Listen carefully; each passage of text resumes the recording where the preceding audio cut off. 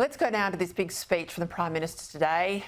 It's been touted as a boost to our manufacturing capability at the same time as bolstering our national security. Now, fair enough. We know that the ability to manufacture things domestically at competitive prices is not just good for prosperity, but shores up our ability to defend ourselves.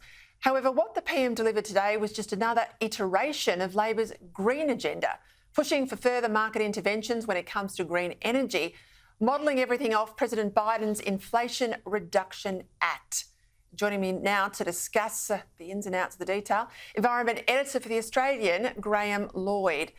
Well, there's a litany of problems here in all of this, but I mean, what irks me in this speech, and they upsell it, they brief it into the papers this morning, a great manufacturing solution, is this constant line we get from the Prime Minister.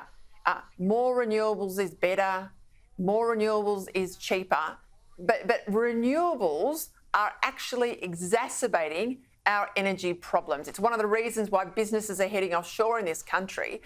So I mean, explain to us, Graham, it frustrates me so much. Net zero is more pain, not less pain.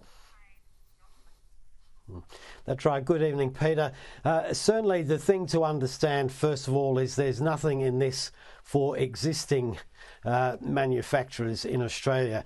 This is all about favouring the sort of manufacturers that the government is interested in. That's those in the renewable space, looking at hydrogen, looking at green steel and all these other things. They're at the beginning of their production curve. So the government wants to subsidise them in the hope that they'll be industries of the future.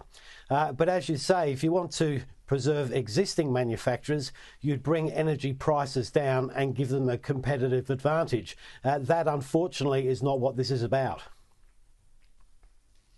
So what about the jobs of today?